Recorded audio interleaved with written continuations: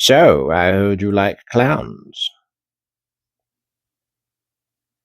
Beep, beep. Hey, hey, it's your dandy, Candy.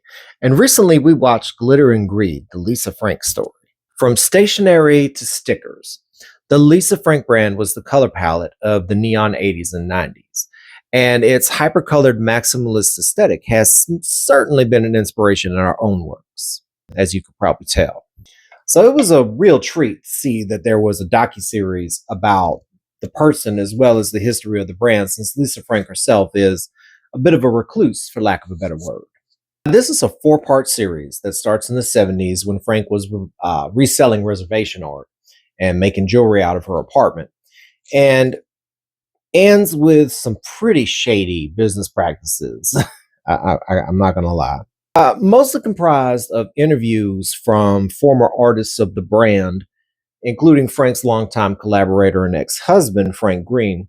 You learn what it was like to actually work at the company, as well as the personality of Lisa Frank, which comes across very Wonka esque in the beginning and then veers super far into the Bob Kane territory towards the end. You learn about how little the artists of the brand actually made for their work, which they couldn't even use in their portfolios, with some of them being so broke they had to live off food stamps. While Lisa Frank lived a lavish lifestyle, complete with a fairy tale horse drawn carriage wedding. How those married years with her and Green led to a hostile work environment at the company that eventually led to the downfall of the brand, and how Lisa essentially, and for legal purposes, allegedly screwed over an independent woman led startup cosmetics brand and an independent artist she met on Instagram as part of their modern day brand revival. It's a neat look behind the curtain at what the commercial art world is like, and an essential cautionary tale of never meeting your heroes. Now, I love Lisa Frank art.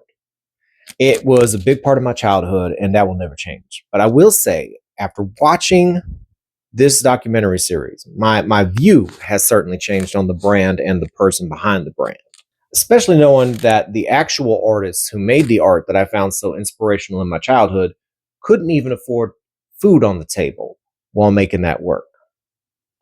It's certainly an eye opener and a must watch for fans of the brand and art nerds alike. Well, this has been Candy Dandy. Thank you for your time, and I hope you have a good one.